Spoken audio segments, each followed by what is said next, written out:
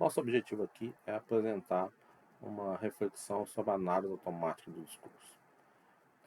No fundo, a ideia é apresentar uma análise dialética do conjunto de discursos que são expressos por essa abordagem. Então, nesse sentido, trata-se de análise do discurso sobre outra forma de análise do discurso. Bom, o primeiro ponto nessa discussão é entender como se analisar o discurso dessa abordagem, ou seja, a análise automática do discurso.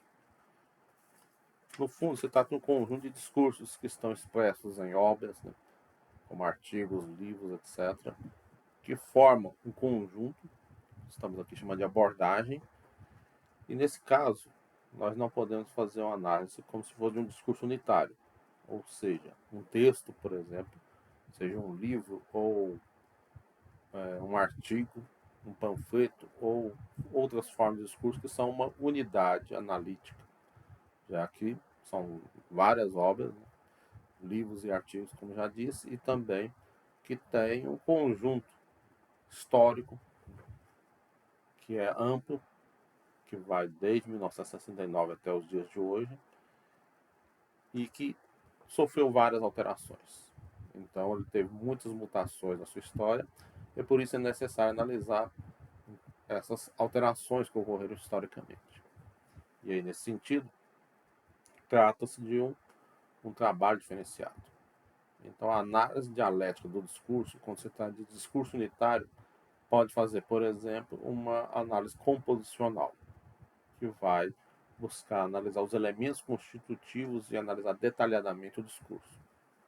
Nesses casos, a análise pode ser feita, é uma análise que denominamos panorâmica, ou seja, ela aborda de forma mais geral esse discurso específico.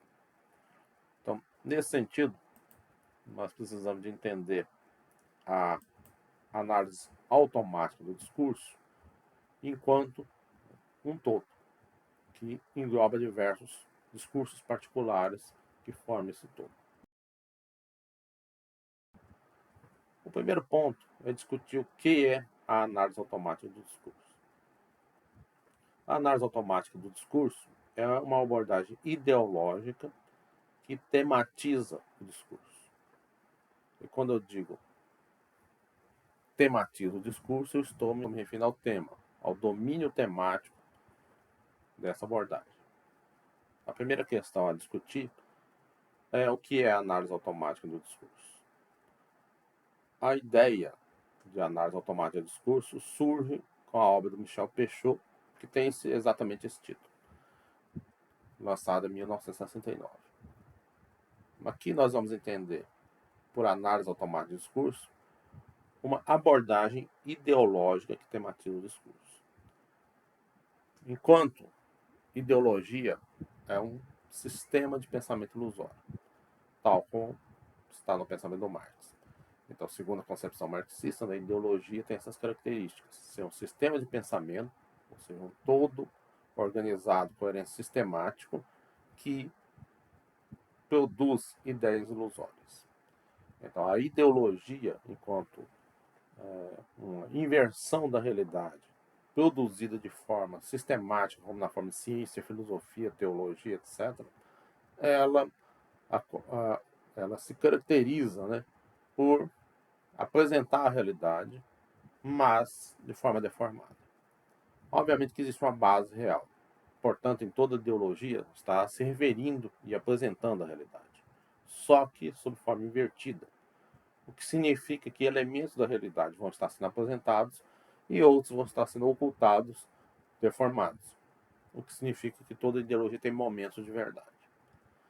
Bom, mas na verdade, o que a gente está querendo discutir aqui é uma determinada concepção que trabalha, tematiza o discurso. E aí o discurso pode ser entendido e definido sob várias formas. Não cabe aqui a gente fazer uma discussão sobre isso, mas tão somente colocar aqueles, os representantes dessa escola, buscam trabalhar a questão do discurso. A definição do discurso vai variar, segundo os autores dessa escola, eu vou apresentar aqui uma determinada definição e, da nossa perspectiva, o discurso tem características X que tem algumas semelhanças com o que eles trabalham, mas também tem algumas diferenças.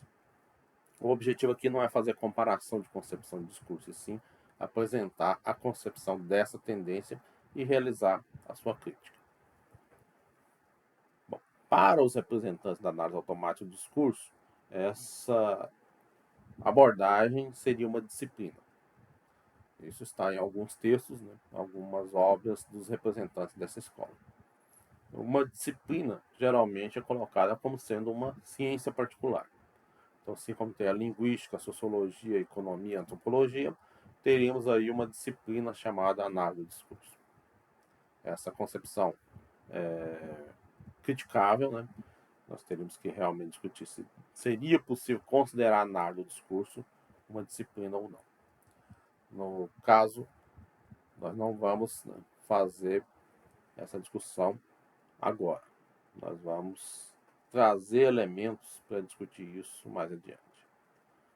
Então, o projeto da análise automática de discurso é construir uma disciplina que abarca os fenômenos que ultrapassam o sistema da língua, tal como definido por Saussure na sua distinção clássica entre língua e fala.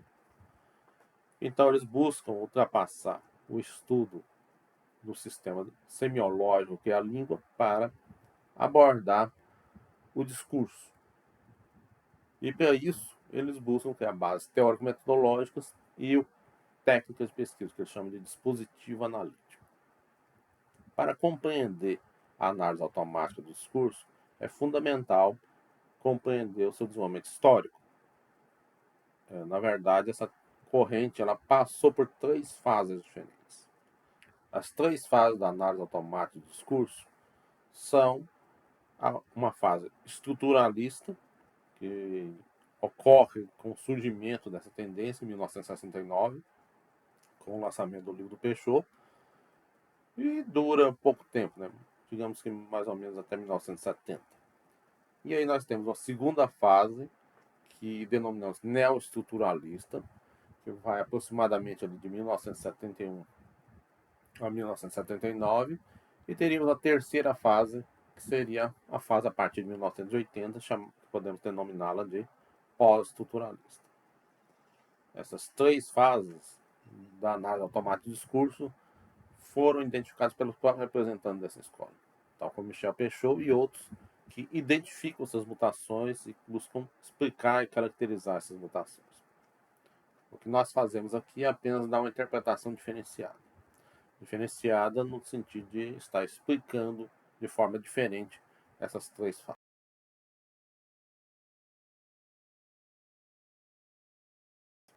A primeira fase da análise automática do discurso é estruturalista. Então, isso está ligado ao momento histórico que ela emerge e a um conjunto de outros aspectos e determinações.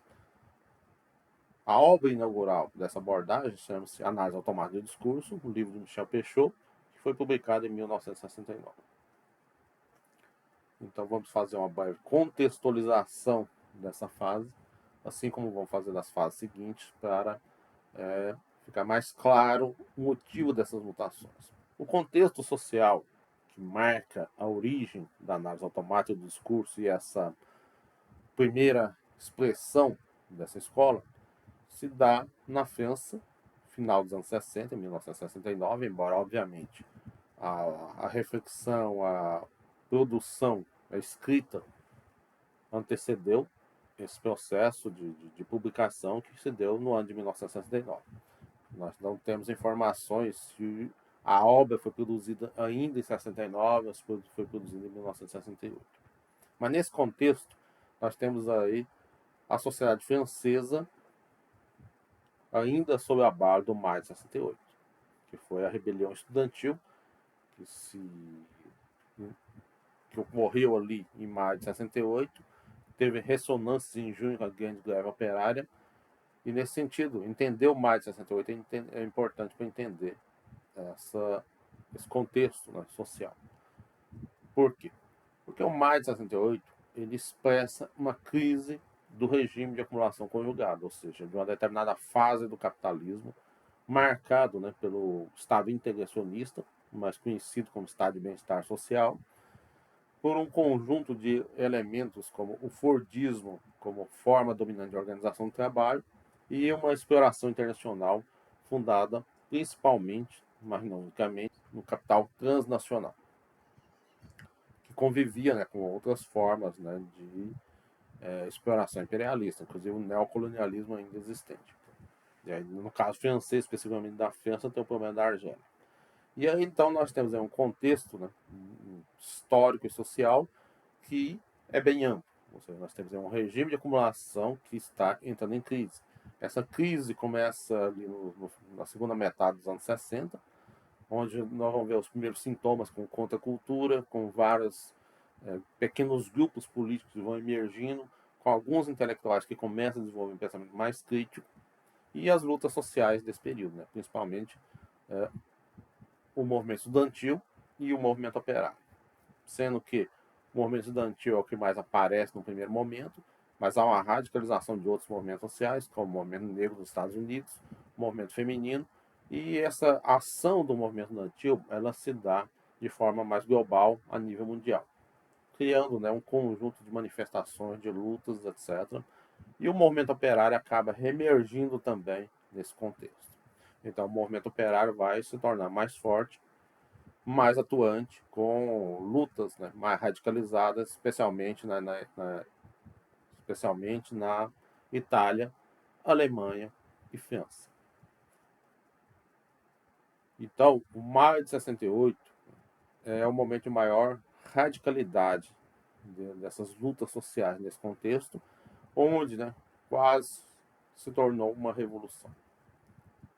O movimento grevista dos operários franceses deu uma força enorme para a luta estudantil, sendo que a luta estudantil já apresentava uma radicalidade de exigências de objetivos.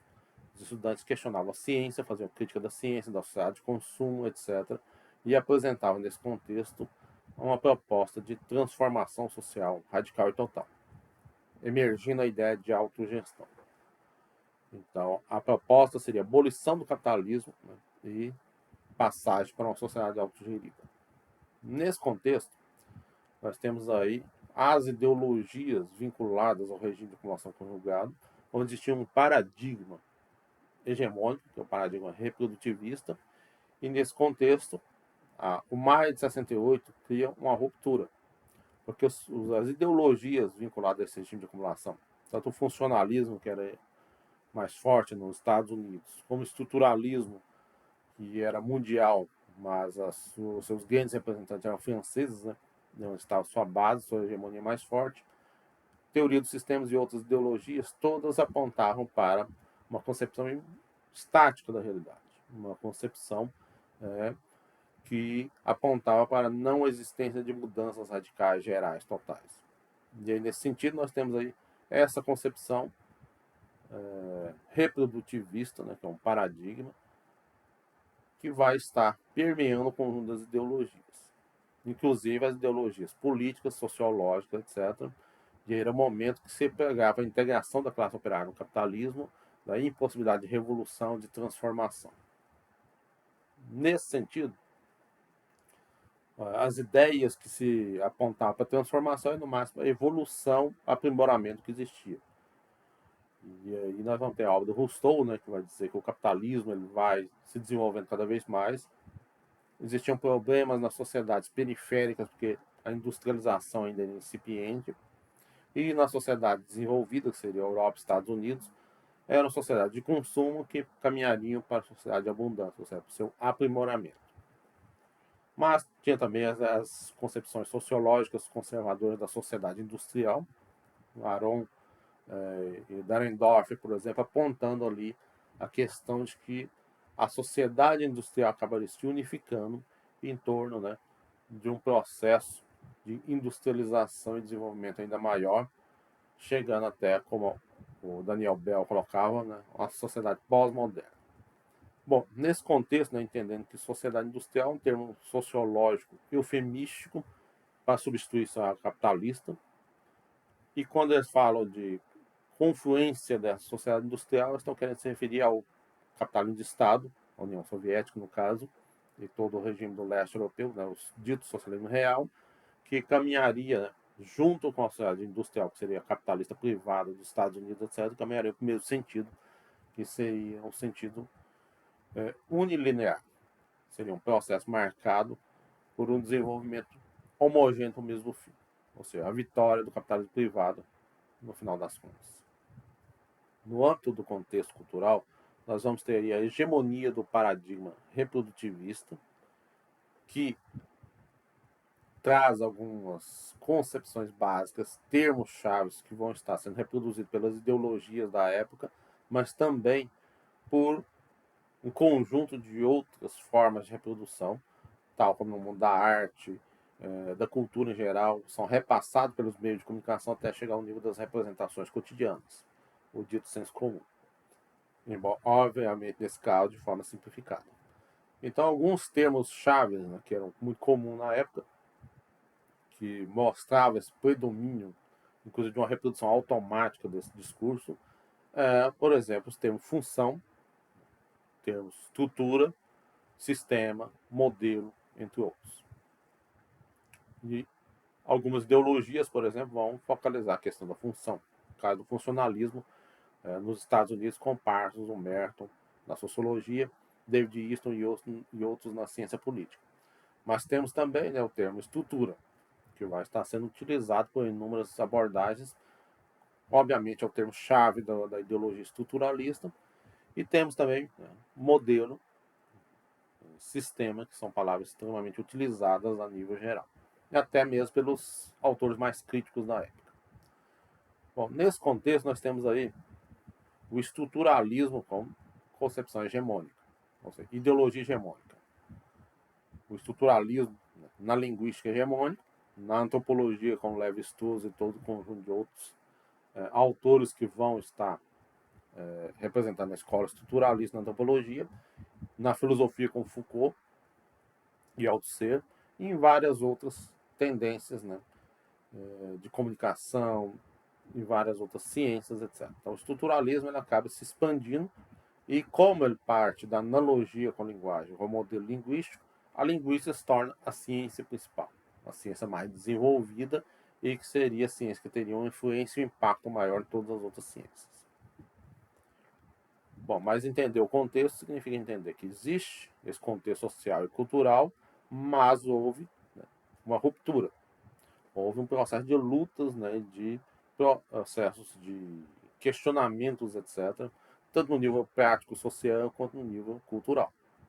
Então, a partir do maio de 68, né, aqueles elementos de contestação cultural que já existiam se tornam muito mais fortes e vão provocar um processo de crise do estruturalismo.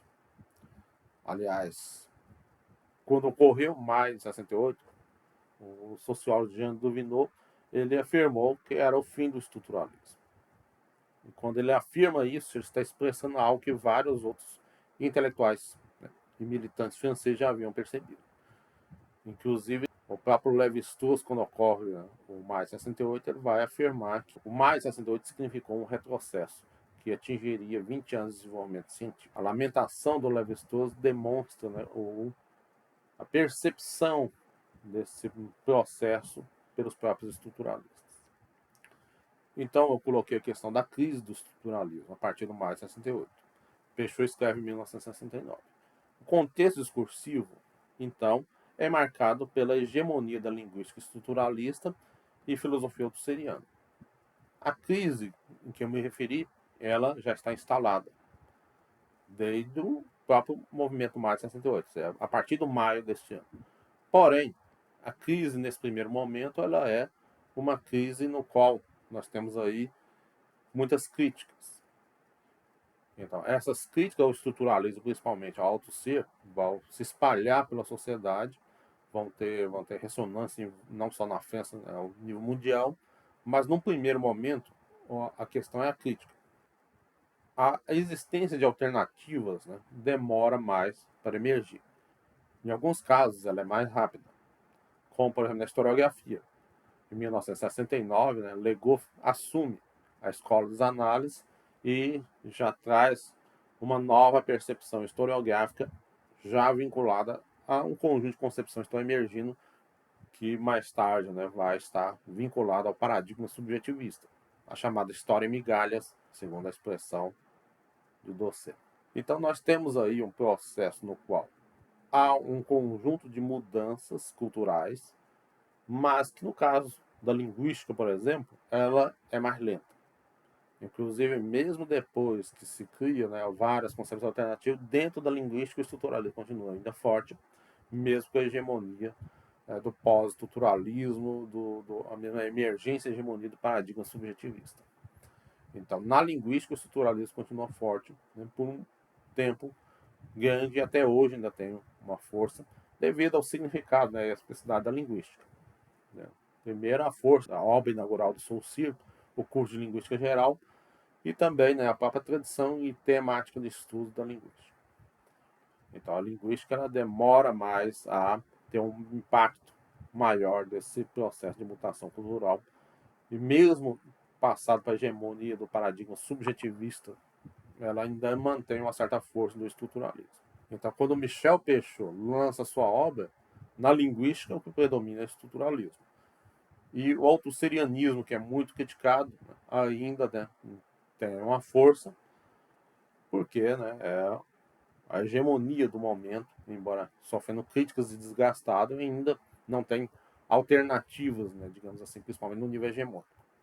Claro que existiam as críticas anteriores, né? Tinha o existencialismo, né, o Sartre e sua oposição ao estruturalismo, tinha o pseudo-marxismo, no caso francês, por exemplo, do Roger Garaudy, do Partido Comunista Francês, e tinha outras críticas e tal, mas não tinha a possibilidade de se tornar hegemônicos. Então, quando o Michel Peixoto lança sua obra, é nesse contexto de crise do estruturalismo, mas ainda com alguém de força dessa concepção. A primeira fase da análise automática do discurso tem como base o livro do Peixoto, Análise Automática do Discurso. Mas esse livro, né, é acompanhado por um manual e por alguns outros textos de colaboradores que trabalham com ele, e também outra expressão, né, que é o Jean Dubois, que vai estar trabalhando a análise automática do discurso também. Na verdade, trabalhando a análise do discurso com proximidades ali com a abordagem do Peixoto. E quais são as bases da obra do Peixoto, da obra inaugural do Peixoto? Bom, uma delas é o Harris e a análise formal do discurso.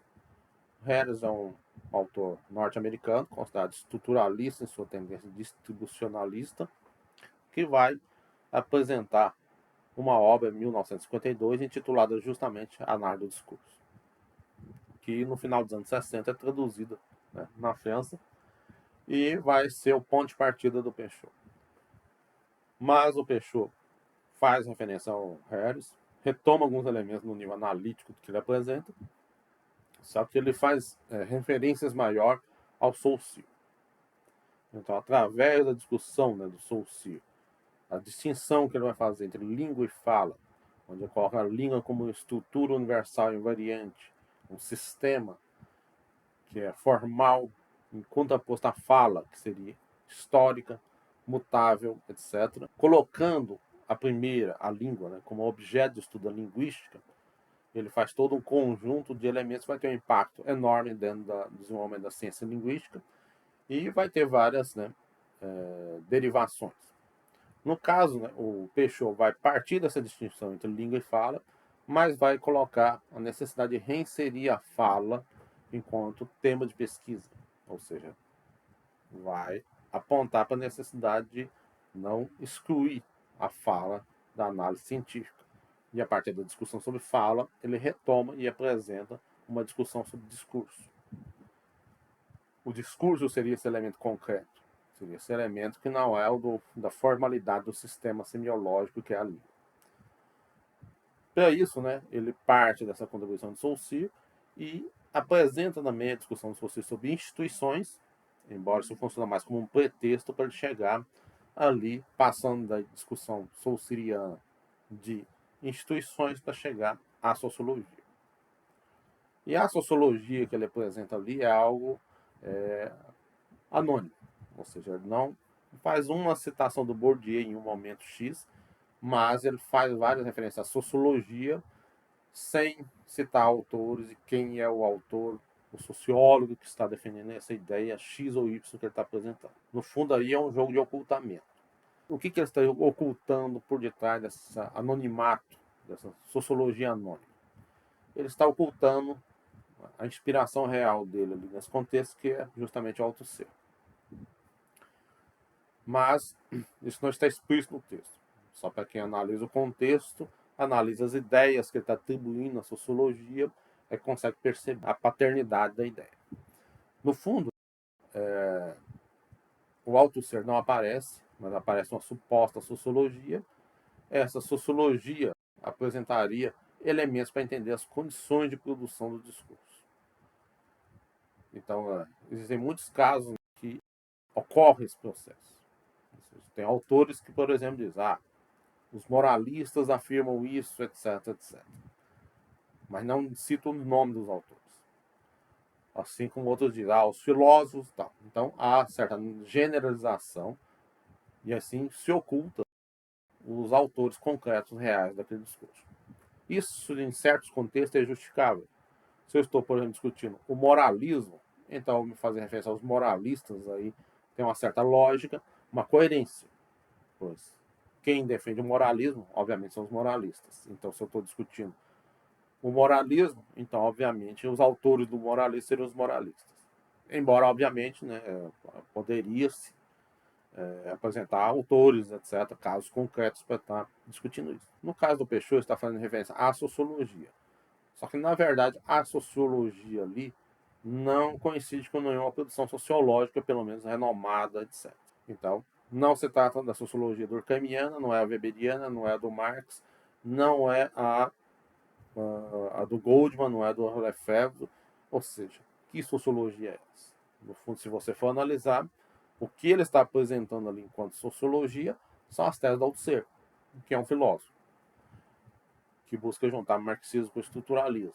Então, na verdade, né, nós temos aí uma concepção filosófica que trata de questões sociais, né, para discutir, né, o que o Althusser busca discutir, o materialismo histórico, e o Peixoto, né, chama isso de sociologia porque ele não quer assumir essa filiação ideológica ao altusserianismo. E isso, né, o motivo disso tem a ver com o contexto, com a ambição do Peixoto de criar essa nova disciplina e garantir seu caráter de cientificidade e, ao mesmo tempo, também garantir o seu espaço acadêmico. E, nesse sentido, o vínculo com o altusserianismo seria problemático, principalmente que o destinatário desse discurso do Peixoto seria fundamentalmente, inicialmente, o quê? Linguistas. O Peixoto era filósofo de formação, mas ele estava querendo fazer uma discussão no campo ali da linguística, ou seja, partindo de Saussure e de discussões que seriam da área da linguística. Partindo dessa sociologia anônima, indo para as condições de produção do discurso, ele faz algumas reflexões breves sobre isso, coloca que nas condições de produção existe um estado dominante, que ele quer dizer, no fundo, um elemento dominante dentro das condições de produção social do discurso, e esse processo remete aos mecanismos da formação social. Veja que formação social é um termo, né, que o Althusser e o seu grupo, né, vai trabalhar bastante na sua discussão sobre materialismo histórico, não é uma discussão de sociólogos, né, a não ser, obviamente, aqueles sociólogos que se dizem marxistas e que são influenciados pelo altusserianismo. Nesse sentido, os mecanismos da formação social apontam para o aspecto básico, onde ele vai destacar a questão da situação e da posição de quem faz o discurso. Nesse momento, ele apresenta uma distinção. A situação é a situação do grupo, da classe. A situação já é um elemento que remete para a interpretação desses agentes sociais de sua realidade, do seu pertencimento de grupo, sua identificação do outro grupo, etc. Um exemplo que o Peixoto vai trabalhar é operários e patrões. Ou seja, enquanto existe um sistema de língua, que é o que o Saussure trabalha, que é único para todo mundo, esse sistema de língua que é unificado para todos vai gerar inúmeros discursos diferenciados que têm condições de produção. Essas condições de produção do discurso remete para a formação social e para a situação e posição dos grupos, classes, etc. Uma coisa é a situação do grupo. Outra coisa é a interpretação que ele faz dessa situação. E o Peixoto vai colocar nesse contexto que os discursos desses grupos, classes, são perpassados por formações imaginárias. Ou seja, o que vai aparecer no discurso não é exatamente a situação social concreta que os sociólogos identificam. O que vai aparecer são formações imaginárias. O que denota, né, que eles não conseguem interpretar adequadamente essa situação e, portanto, né, eles apresentam um discurso que é imaginário, um discurso perpassado por formações imaginárias. Essa concepção ela é estruturalista. Por que ela é estruturalista? Bom, além das fontes de inspiração que vai estar servindo de base para o Peixoto, que é o Saussure, que é o grande representante do estruturalismo em linguística, o Harris, que é um linguista estruturalista norte-americano, outros autores da linguística vai estar citando que são estruturalistas, e o Althusser, que não aparece, não é citado, mas está oculto, né, presente, expressão do estruturalismo filosófico, como o próprio Peixoto vai posteriormente denominar. Então nós temos aí um conjunto de fontes de inspiração que são estruturalistas, e obviamente que essas inspirações, né, vão estar manifestas no discurso do Peixoto. E aí nós temos aí uma ideia estruturalista de análise do discurso nesse primeiro momento da análise automática do discurso. Se apresenta uma estrutura invariante do processo de produção do discurso, colocando que as variações são sintomas, que geram formas variadas da superfície. Então nós temos aí o sistema da língua, que é algo formal, uma estrutura, que gera os discursos. Mas os discursos são gerados pelas condições de produção. E elas têm um estado dominante que também é uma estrutura invariante.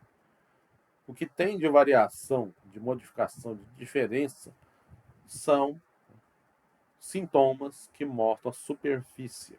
São os discursos. Então, o estado dominante das condições de produção geram diferentes superfícies discursivas, com distintos domínios semânticos. Aí nós estamos no reino das diferenças dos discursos. Esses discursos, na verdade, o Peixoto apresenta como superfícies discursivas, que estão, né, na superfície, como a própria expressão quer dizer, ou seja, é o que está aparecendo, mas eles estão expressando o estado dominante das condições de produção. Um outro elemento que mostra o caráter estruturalista dessa concepção é o dispositivo analítico, que o Peixoto vai apresentar nessa obra, que é embasado no tratamento formal, inspirado ali nas várias tendências e concepções da linguística, e o tratamento informático, onde se propõe, né, o uso de software especializado para analisar os discursos. Um último aspecto que expressa esse caráter estruturalista da obra do Peixoto e dessa primeira fase da análise automática do discurso é o dispositivo analítico. O dispositivo analítico, na verdade, de outros autores chamaram de técnica de pesquisa. Ele consiste no tratamento formal que o Peixoto propõe para analisar o discurso. Então, a partir da linguística, né, ele faz, inclusive, apresentar fórmulas onde ele mostra ali como analisar o discurso, e isso, né, vai estar sendo complementado por os de software especializado. Inclusive, os colaboradores do Peixoto vão desenvolver software e vão desenvolver todo um processo de uso desse software para analisar o discurso. Então, esses elementos em conjunto mostram essa base, esse caráter, né, estruturalista da análise automática do discurso. E por qual motivo essa primeira fase da análise automática do discurso é estruturalista? Bom, é necessário, né, explicar o vínculo inicial da análise automática do discurso com o estruturalismo. Como entender esse processo? Bom, o livro do Peixoto ele é publicado em 1969. Só que sua produção é anterior, ou seja, deve ter sido ali em torno de 1968, 69 até seu estágio de publicação efetiva. Recordando que a partir de 1968 emerge um conjunto de críticas ao estruturalismo e inicia sua crise, seria algo a se perguntar, mas por que então estruturalista quando justamente o estruturalismo está perdendo espaço? Bom, a crise do estruturalismo foi gerada com o tempo, né? E as alternativas, né, vão demorar um pouco para emergir, bem como a autocrítica dos próprios estruturalistas. Ou seja, não é algo que ocorre, né, imediatamente. E aí, nesse sentido, é necessário entender esse processo de crise do estruturalismo como um processo que não é mais de 1968 é o fim do estruturalismo, como disse o Jean Dovinot. É parcialmente, ou seja, é o início do fim. Mas, né, processo, né, de desenvolvimento das ideologias, das mutações, né, dentro da cultura, não é tão rápido assim, não é imediato. E aí, nesse sentido, né, o estruturalismo começa a partir do maio de 68, a está em crise, as críticas vão sendo produzidas, mas no primeiro momento, né, o que ocorre em matéria de crítica é o Jean Dovinot falar, o Lefebvre, etc. Claro que já existiam as críticas anteriores. Mas as novas críticas vão emergir com várias obras que vão sendo publicadas, e aí a crise do estruturalismo vai se tornando cada vez mais forte, gerando a resposta dos estruturalistas. A resposta dos estruturalistas, na verdade, não é unívoca, ou seja, alguns vão abandonar o estruturalismo, quando vai emergir o chamado pós-estruturalismo. Outros vão, né, buscar mesclar estruturalismo com outras concepções e criar um neoestruturalismo. E a autocrítica vai ser um dos aspectos desse momento. O Althusser vai fazer a autocrítica. Inclusive, ele coloca, né, ele produz um texto chamado Elementos de Autocrítica e vai, na resposta de John Lewis, em outros textos, né, mudando a sua concepção. Principalmente a obra Lenin e a Filosofia. Bom, mas aí, então, esse processo aí é um processo longo. Para entender isso, né, nós temos que entender que o surgimento de alternativas demora mais em algumas áreas, como eu citei o exemplo aqui da historiografia. Então, alternativas ao paradigma reprodutivista vão emergindo com o passar do tempo, em algumas áreas mais rápido e outras mais lento.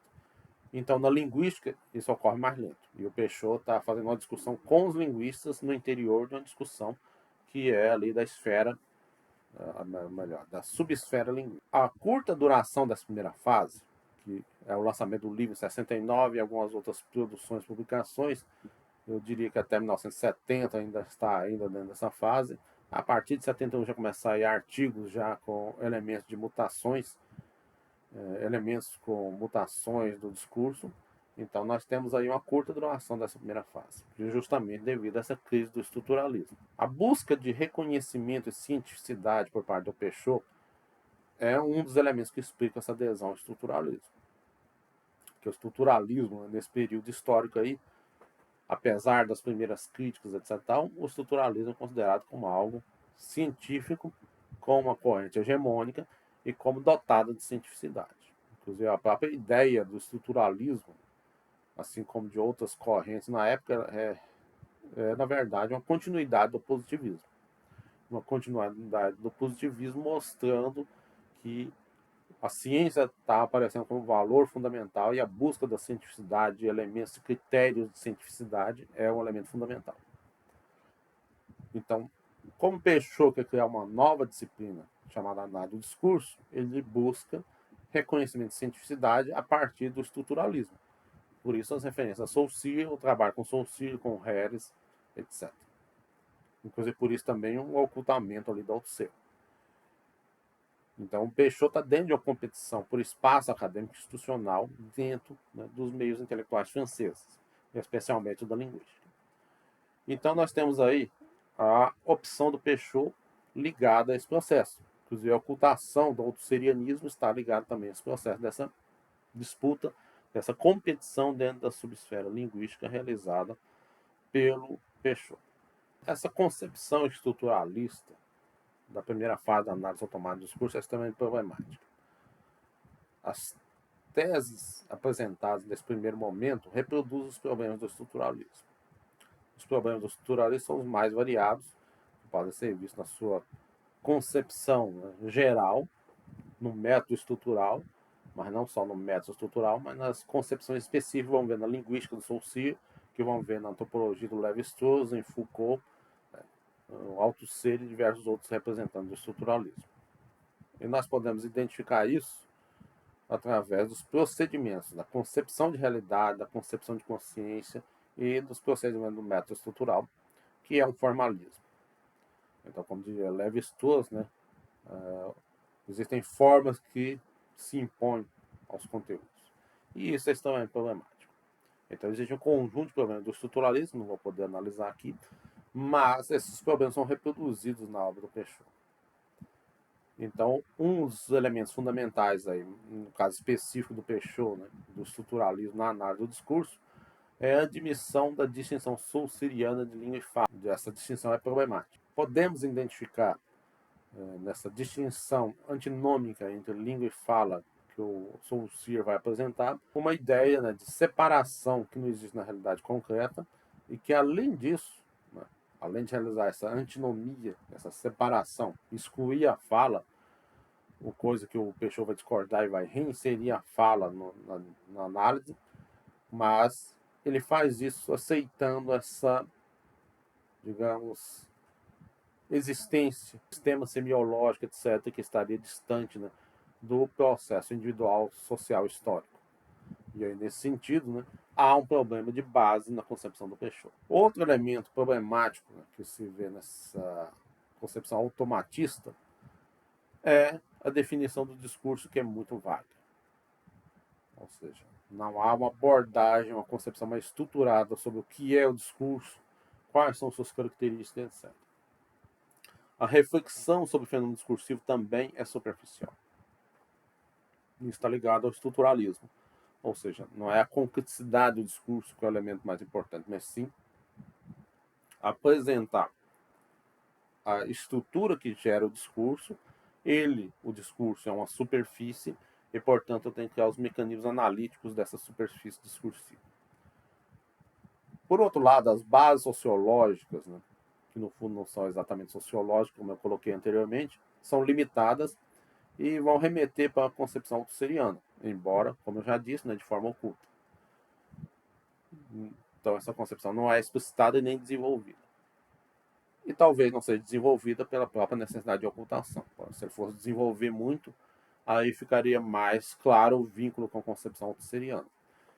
E aí ele apresenta muito brevemente e superficialmente, né, a questão do que ele chamou de formação social, formações imaginárias, etc. A ideia de formações imaginárias, por sua vez, ao invés de formação ideológica, que é o que o Althusser trabalha e que o Peixoto vai retomar posteriormente, é também problemática, né, e não é desenvolvida. Ou seja, fala de formações imaginárias, mas não apresenta definições, explicações, fundamentação, etc. O dispositivo analítico, por sua vez, que ele apresenta, que é formal e informático, não possibilita uma análise profunda dos discursos. E mais ainda se você for trabalhar discursos concretos, né, unitários. Então fica na superficialidade e permite a arbitrariedade interpretativa.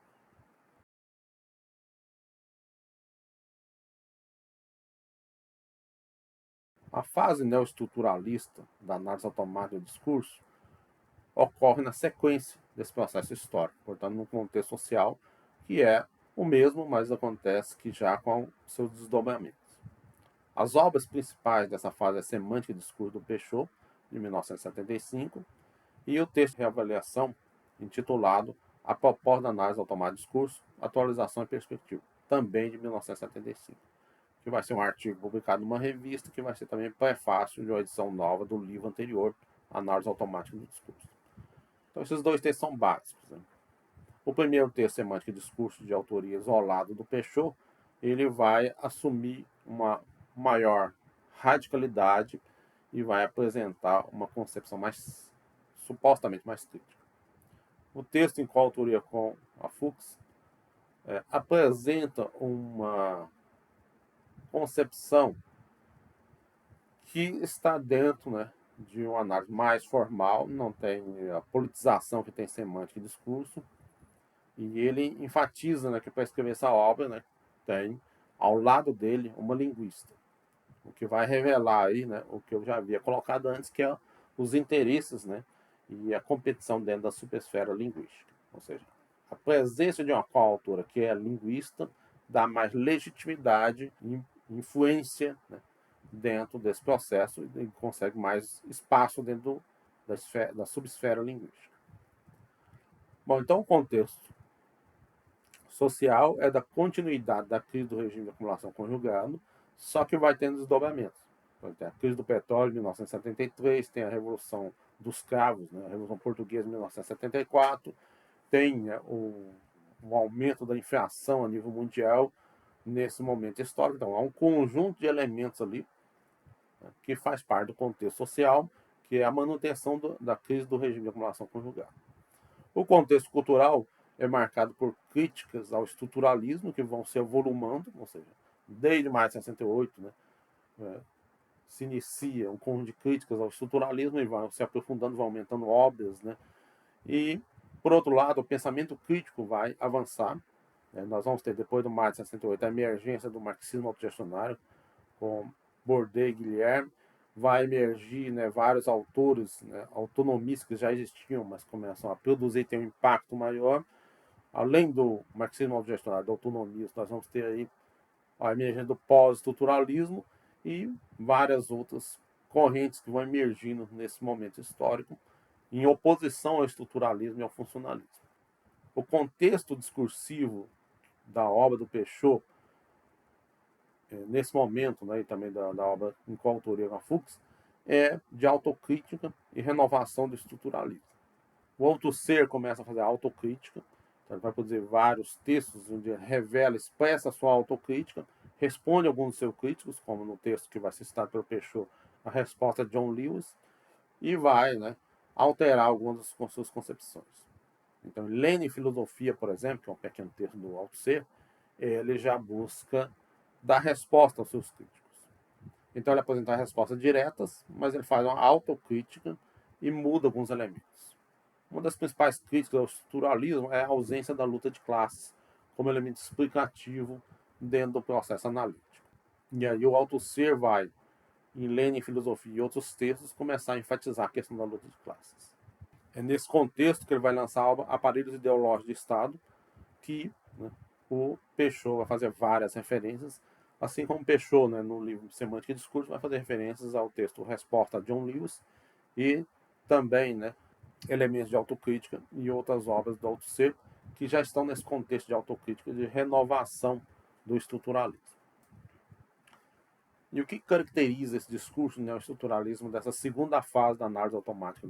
Ele vai, nesse contexto, apresentar o que ele chama de quadro epistemológico. Seria as grandes concepções que estariam embasando o discurso da análise automática do discurso. Então, ele vai apresentar aí o materialismo histórico, a linguística, a teoria do discurso e a psicanálise e teoria da subjetividade como eixo aglutinador dessas outras três concepções. O materialismo histórico é aquela concepção altusseriana, no final das contas. Então, o materialismo histórico aí é a concepção do Althusser, na sua discussão sobre formação social, sobre formação ideológica, a discussão que ele já apresenta ali nas obras anteriores estruturalistas, como Ler o Capital, texto específico sobre materialismo histórico, etc. Então, é a concepção altusseriana, né, de sociedade que, segundo Althusser, é a concepção materialista histórica marxista. A linguística, né, aí é um conjunto de contribuições que já estavam, né, nas obras anteriores do Peixot, como Saussure, etc., trazendo, né, várias discussões. A teoria do discurso não fica muito clara, mas no fundo é a própria teoria do Peixot, ou seja, a discussão que o Peixot vai trazer sobre o discurso. E o eixo aglutinador desses três elementos aí seria a psicanálise, embora seja fundamentalmente a psicanálise de orientação estruturalista lacaniana. Então é a partir, né, desses elementos que ele diz, ó, esse é o quadro epistemológico da análise automática do discurso. Na discussão sobre materialismo histórico, ele vai enfatizar a discussão sobre formação social, que já estava, né, na obra anterior, acrescentando a formação ideológica. Aí a formação ideológica substitui, né, a discussão de formações imaginárias. Então ele vai dizer, olha, o materialismo histórico tem essa contribuição, discutir formação social e formação ideológica. Porém, ele vai colocar aqui, para a análise automática do discurso, o que é importante é a instância ideológica. Então, a instância ideológica assume o elemento fundamental do materialismo histórico que vai ser trabalhado pela análise automática do discurso. E da instância ideológica, né, a discussão sobre ideologia, a formação ideológica, ele vai destacar um elemento, que é o que ele chama de interpelação ideológica, ou o assujeitamento do sujeito, que significa a concepção autosseriana, no qual existe uma ideologia, essa ideologia se impõe ao sujeito, ao indivíduo, ao grupo, ao classe, se impõe ao sujeito, e essa imposição ao sujeito, ela se caracteriza pelo sujeito se considerar livre, se considerar o produtor do seu discurso, mas na verdade ele está apenas manifestando essa instância ideológica. A interpelação ideológica é esse processo no qual há um assujeitamento do sujeito. O que significa isso?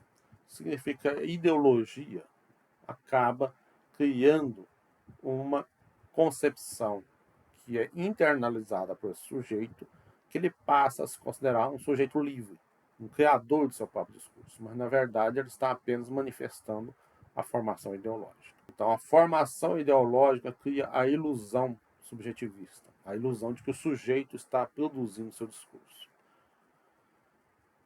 Isso se relaciona com um outro elemento que o Peixoto vai discutir, que são as formações discursivas e suas mutações, devido às lutas de classe. Essa concepção aí de assujeitamento do sujeito, ela, de certa forma, já está na primeira discussão ali da análise automática do discurso, quando se fala das formações imaginárias e tal. Só que quando o Peixoto acrescenta a discussão sobre formações discursivas, ele vai colocar que existe essa interpelação ideológica, esse assujeitamento do sujeito, mas que existem distintas formações discursivas no interior de uma formação ideológica. Porém, existe também luta de classes. E nesse sentido, a luta de classes que ocorre, que é o elemento novo acrescentado pelo Althusser na sua autocrítica, traz a possibilidade de reprodução ou transformação.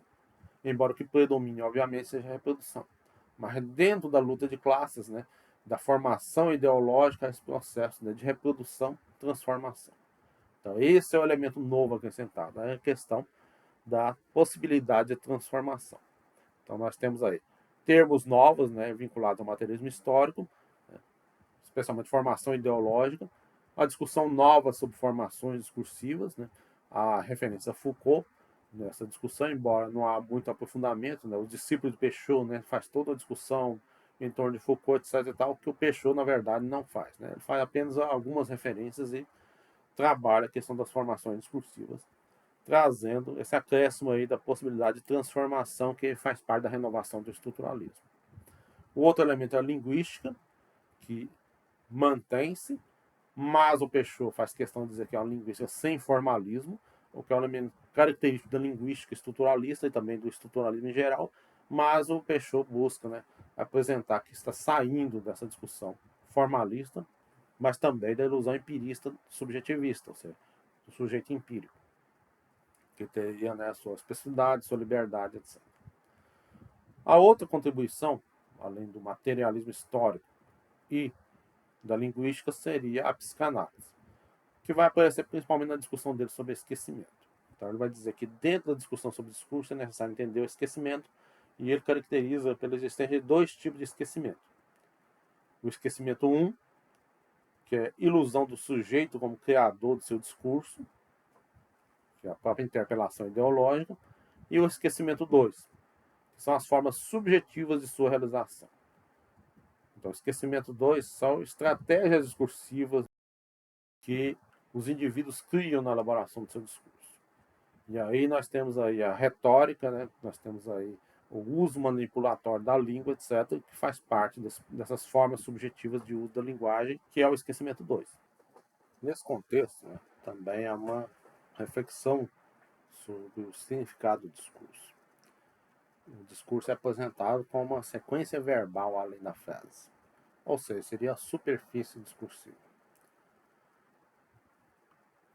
Para o processo de análise de discursos, é fundamental compor o corpus, ou seja, aquilo que vai ser analisado, a delimitação, né, dos discursos que vão ser analisados. E esse corpus são as superfícies discursivas. Então, nesse sentido, né, a análise automática do discurso propõe a análise de superfícies discursivas, buscando compreender as condições ideológicas da reprodução e transformação das relações de produção que esses discursos estão vinculados. Então, entendam que são condições ideológicas, né, para a reprodução, e o Peixoto sempre acrescenta, transformação das relações de produção. Daí dá para ver essa fase neoestruturalista, né, quando se escapa do discurso meramente da reprodução. O sentido das palavras, né, sofrem determinações ideológicas. E aí o Peixoto vai fazer uma discussão sobre semântica, né? Inclusive o título do livro dele é Semântica e Discurso, onde a questão do sentido das palavras ganha grande importância. A formação discursiva surge no interior de uma formação ideológica que lhe determina. Então nós temos aí a formação ideológica, que é esse aspecto, essa instância do materialismo histórico que o Peixoto destaca, gerando formações discursivas, e essas formações discursivas, né, acabam se manifestando nas superfícies discursivas ou, em outras palavras, nos discursos. Essa segunda fase da análise automática do discurso pode ser considerada neoestruturalista. Então, o termo neoestruturalismo é utilizado para explicar aqueles autores estruturalistas que, diante das críticas, etc., ao invés de abandonar o estruturalismo, como alguns fizeram, buscam renovar o estruturalismo, resolvendo alguns dos seus problemas e mantendo a sua base. Então, a nova fase da análise automática do discurso realiza o mesmo procedimento. Ele mantém as bases estruturalistas da primeira fase e acrescenta alguns elementos, né, renovando alguns aspectos da discussão anterior. A principal mudança é a ênfase na questão ideológica e na luta de classes. A ênfase na questão ideológica vem inspirada, né, no livro do Althusser, Aparelhos Ideológicos do Estado, e substituindo a discussão de formações imaginárias, enfatizando aí a questão da luta de classes, que aparece constantemente no discurso do Peixoto. Então, luta de classes, que era um termo que não aparecia, vai aparecer, né, e ser repetido várias vezes no decorrer da obra Semântica e Discurso, embora na outra obra com a Fluxo, buscando, né, uma maior cientificidade, etc., já não aparece tanto. A ideia de sujeito a sujeitado, né, que está na discussão sobre formações imaginárias já na primeira fase, se mantém. Então, ela continua, só que inserida em formações discursivas, né, e na ideia de luta de classe, ou seja, se acrescentam esses elementos. Então não existe apenas uma formação discursiva. Existe a formação ideológica e existem várias formações discursivas. Essas formações discursivas expressam a luta de classes no âmbito, né, do discurso. O apelo à obra do Althusser, que agora se torna explícita, ou seja, como eu disse, né, o Althusser aparecia de forma oculta, né, e bastante limitada na obra Análise Automática do Discurso, mas agora ela se apresenta explicitamente. O nome de Althusser não só aparece, como ele é a grande referência. Ou seja, de Saussure se passa para Althusser. E aí o altusserianismo, né, aparece várias vezes, e também várias referências ao marxismo-leninismo. Essa referência marxismo-leninista que o Peixoto vai apresentar é retirada do Althusser. Na verdade, o Lenin mesmo, né, pouco aparece. Ele cita ali uma obra do Lenin, salvo engano, que é o Materialismo e Empírico Criticismo, e na verdade toda a fundamentação é Althusser. E aí nós temos, né, esses aspectos estruturalistas que continuam e essas inovações que são inovações que estão em Althusser, né, gerando um neoestruturalismo. O dispositivo analítico continua sendo o mesmo, ou seja, continua preso ao formalismo e ao uso da informática. Esse uso de dispositivo formal informático, né, pode ser visto nas pesquisas feitas pelos representantes dessa tendência.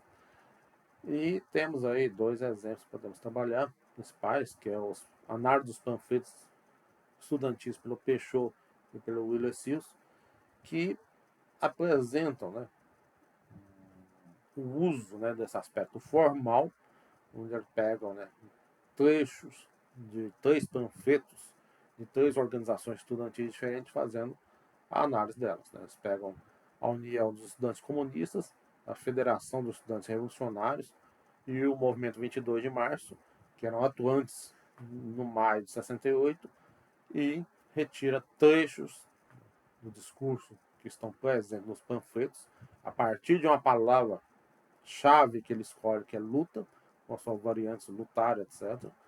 E a partir desses trechos ele faz a análise desse discurso. E quando você nota a forma de análise, né, na verdade ele pega alguns trechos desses discursos do ponto de vista formal, como a análise estruturalista, e a partir desses trechos ele vai fazendo a sua análise, chegando às suas conclusões. O Gayot já vai apresentar uma outra discussão, que é sobre a maçonaria, no contexto ali da Revolução Francesa, e ele faz um trabalho semelhante, também formal, a respeito do discurso, né, dos franco-maçons. Uma das questões que a gente pode levantar é por que a análise automática do discurso na sua segunda fase possui uma postura neoestruturalista. Bom, em certo aspecto isso é óbvio, né? Porque se a posição anterior é estruturalista e ela está sendo criticada, você tem que dar uma resposta.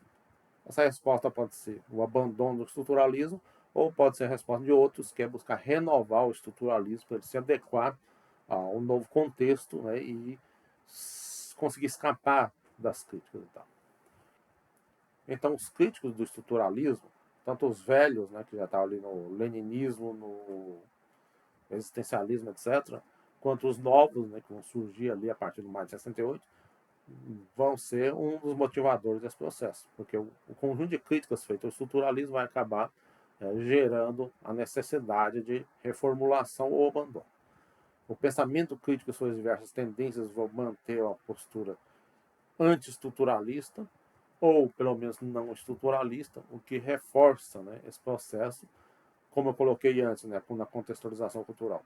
A emergência do marxismo autogestionário, do autonomismo, né, também corrói, né, elementos do estruturalismo, e no nível político, né, traz todo um processo que é de radicalidade nesse momento. Ou seja, a partir de maio de 68, o pensamento crítico em geral, englobando o marxismo autogestionário, autonomismo, etc., vão, né, trazer não só crítica ao estruturalismo, ao funcionalismo, etc., mas vão também trazer um processo de novas ideias, de concepções políticas que apontam para uma politização. Nesse contexto, muitos resolvem abandonar o estruturalismo. E aí é quando emerge o chamado pós-estruturalismo. Então, aí é o contexto, né, que vocês vão perceber com a obra, por exemplo, do Foucault, que de estruturalista passa a pós-estruturalista. Mas, ao mesmo tempo, vocês vão ver isso com Lyotard, com Deleuze, Guattari e diversos outros, que nesse momento histórico, né, vão começar a produzir uma nova concepção que alguns vão chamar de pós-estruturalismo, outros vão chamar de pós-modernismo, entre outros termos que vão ser utilizados para explicitar essa mudança, né, dessa nova concepção. Mas vejam que emerge o pós-estruturalismo, mas mesmo assim ainda se mantém, alguns se mantêm estruturalistas e, portanto, continua existindo sob a forma de neoestruturalismo. Assim como o pensamento crítico em geral, o marxismo autogestionário, o autonomismo e outras concepções que vão emergindo nesse contexto histórico. O surgimento do neoestruturalismo ocorre como resposta às críticas ao estruturalismo. O auto-ser, então, vai apresentar sua autocrítica, vai criar uma politização para responder à crítica em relação à ausência da luta de classes e vai, para nesse processo, se aproximar do leninismo. Vai ter um texto Lenin, a filosofia, que está expressando isso. Então, esse conjunto de mudanças que ocorre no clima intelectual proporciona uma politização maior, em geral, das discussões teóricas e acadêmicas na França nesse período, que é onde está inserida a análise automática do discurso, e também ela vai assumir essa posição. Então, a análise automática do discurso vai aderir ao neoestruturalismo, por quê? Tem todo esse crime intelectual, tem a crítica ao estruturalismo, que era a posição que ela assumia, e, portanto, ela tem que dar respostas, e a resposta, né, foi encontrada, obviamente, na autocrítica e na renovação que o Althusser e outros estruturalistas vão fazer. Essa concepção neoestruturalista da segunda fase da análise automática do discurso, ela também é problemática. Ela tenta avançar, resolver alguns problemas do estruturalismo, mas ela não consegue realizar isso. E ela não consegue realizar isso porque o neoestruturalismo mantém problemas do estruturalismo e as suas supostas soluções, né, não são suficientes, não são adequadas. Na verdade, o neoestruturalismo, né, é extremamente problemático e limitado. O neoestruturalismo da segunda fase da análise automática de discurso também é extremamente problemático. Ele mantém os problemas do estruturalismo, que é o aspecto estruturalista que se mantém, e traz os problemas do neoestruturalismo. Ou seja, o neoestruturalismo é também problemático, embora ele tente inserir uma certa politização e a discussão sobre luta de classes, entre outros aspectos, mas não consegue ultrapassar os seus limites, que são limites do estruturalismo. A forma como ele tenta, né, se renovar também é problemática, que é uma discussão que remete ao leninismo e remete, né, a inserir uma discussão dentro da discussão anterior que não resolve seus problemas. No caso da análise automática do discurso, um dos problemas perceptíveis é o mecanismo discursivo da interpretação substituta. Porque se lemos ali os dois textos básicos nessa fase, nós vamos perceber um destaque para o materialismo histórico. Uma afirmação de que o materialismo histórico é uma das bases da análise automática do discurso. A reivindicação do materialismo histórico, do marxismo, que é realizado pelo Peixot nessas duas obras, é retomada por vários comentaristas, intérpretes, etc. Mas, no fundo, não é o marxismo ou o materialismo histórico que aparece nessa segunda fase da análise automática do discurso, sim o autosserianismo. Então, nesse sentido, nós temos aí uma interpretação substituta. Eu falo do marxismo, do materialismo histórico, mas eu apresento o autosserianismo. Obviamente que o autosser e o autosserianismo em geral vai dizer que eles são marxistas, que eles estão realizando uma análise marxista, que eles se fundamentam no materialismo histórico. Porém, a divergência entre autosserianismo, materialismo histórico e marxismo é enorme. E aí, nesse sentido, é que há as substituições. Então, quando Peixot fala que está abordando materialismo histórico e marxismo, no fundo, o que ele está abordando é autosser e autosserianismo. Então, Marx é substituído pelo autosser. O Marx pouco aparece nas discussões do Peixot.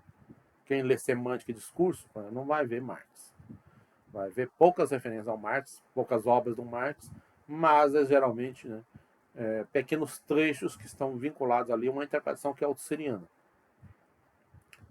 O autor que aparece mesmo é o Althusser.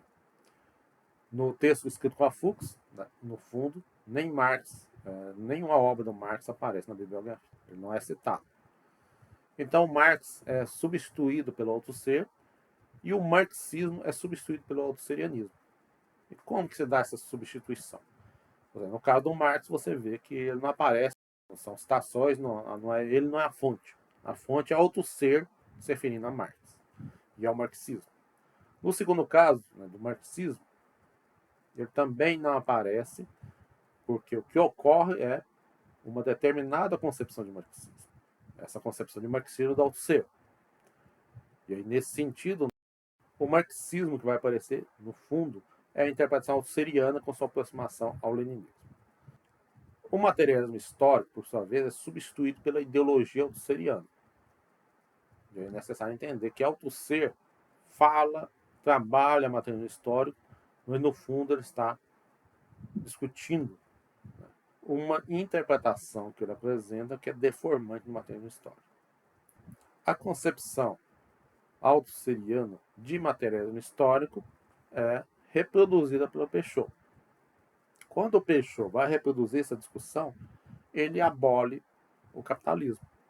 Então, no fundo, há uma substituição da teoria do capitalismo por essa suposta concepção que seria o materialismo histórico.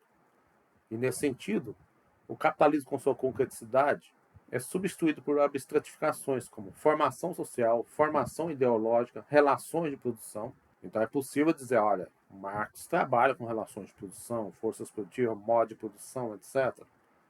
Embora formação social e formação ideológica são termos que ele não trabalha.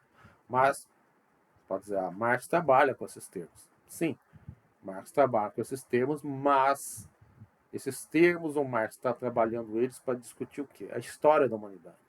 Está dentro de uma teoria da história, que é algo num nível muito mais geral, muito mais abstrato. Então, se eu digo que modo de produção é constituído por forças produtivas e relações de produção, isso está correto. E o modo de produção feudal tem esse elemento, o escravista, o despótico, o capitalista, todos têm esse elemento. Mas, quando eu vou analisar o capitalismo, eu não tenho que analisar as relações de produção no nível abstrato, eu tenho que analisar as relações de produção capitalistas. Eu tenho que analisar as forças produtivas do capitalismo. Eu tenho que analisar o modo de produção capitalista, o que vai remeter para coisas concretas. Ou seja, as relações de produção capitalista remetem à produção do mais valor, à constituição da burguesia do proletariado, a sua luta que está envolvida com esse processo de exploração. E aí eu tenho que explicar o mais-valor, tenho que entender que existem formas do mais-valor absoluto e relativo, que isso gera acumulação de capital, que isso gera um processo de mercantilização dentro da sociedade, que isso vai gerar burocratização, que isso gera o elemento da competição social, que isso gera formas culturais vinculadas a esse processo todo, e tudo isso não aparece em Althusser. Por conseguinte, tudo isso não aparece no Peixot. Então, como que eu vou entender? Os discursos são elementos muito concretos, que são de agentes sociais dentro dessas relações concretas, se eu abstraio essa concreticidade. Então, nesse discurso não vai aparecer produção de mais valor, luta operária, proletariado, acumulação de capital, mercantilização, burocratização, etc. E aí, nesse sentido, eu estou pegando um conjunto de termos que são abstratificados, são tirados da história e do social concreto, e substituindo a realidade concreta por isso. Então, o Althusser faz isso, o Peixot reproduz isso na sua análise do discurso. Por isso que ele fala essas palavras aí, e geralmente os adeptos dessa escola, né, vivem falando de formação social, formação ideológica, formação discursiva, mas nunca estão tratando de relações sociais concretas do capitalismo. Então, eu posso analisar um discurso e dizer, olha, isso está vinculado a uma formação discursiva, que está ligado a uma formação ideológica, está ligado à luta de classes. Isso parece radical, parece marxista, mas, na verdade, que ideologias são essas? Que discursos são esses? E como que está a luta de classe nesse contexto histórico específico? E quais são as classes? E quais são os discursos de cada classe? E como a luta cultural se manifesta nesse processo? Então, esses elementos não aparecem. E aí, o conceito de ideologia elaborado por Marx é substituído pela concepção althuseriana. Então, Marx, a ideologia é o sistema de pensamento ilusório. Mas, em Althusser, já é falsa consciência vinculada aos aparelhos ideológicos do Estado, etc.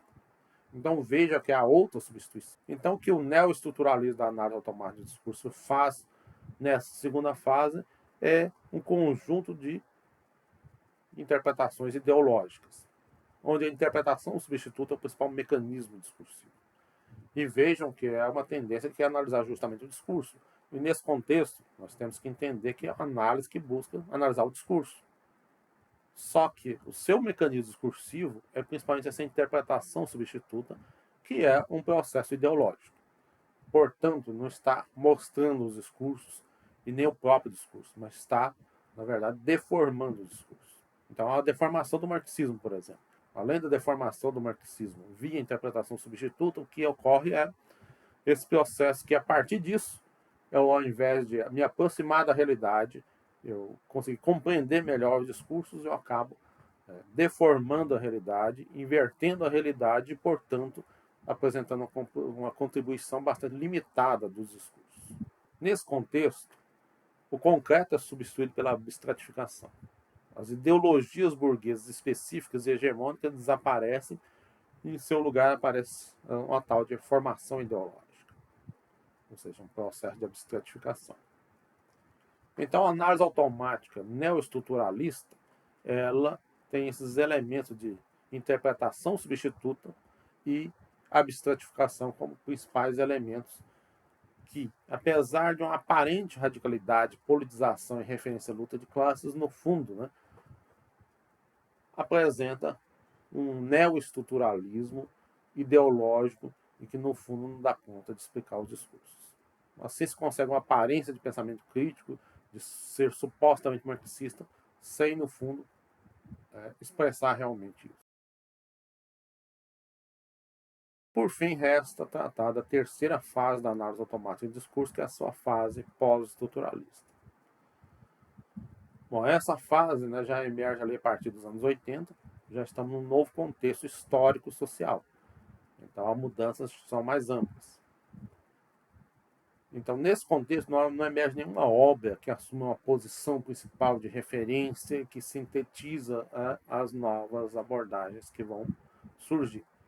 Ou seja, a nova versão da análise automática do discurso. Então, algumas obras são lançadas, né, como o livro Materialidades Discursivas, que é de Peixot e outros. Outros franceses vão publicar artigos e livros, né, mas aí já com mais diferenciação, inclusive nem sempre com filiação ou relação ao Peixot. Aí nós temos o Maguinot, que assume uma posição mais independente e autônoma. Temos Maldidier, que já é muito ligado ao Peixot. Então temos um conjunto aí de contribuições, vai aumentar o número de autores, né? E também de perspectivas e variações internas.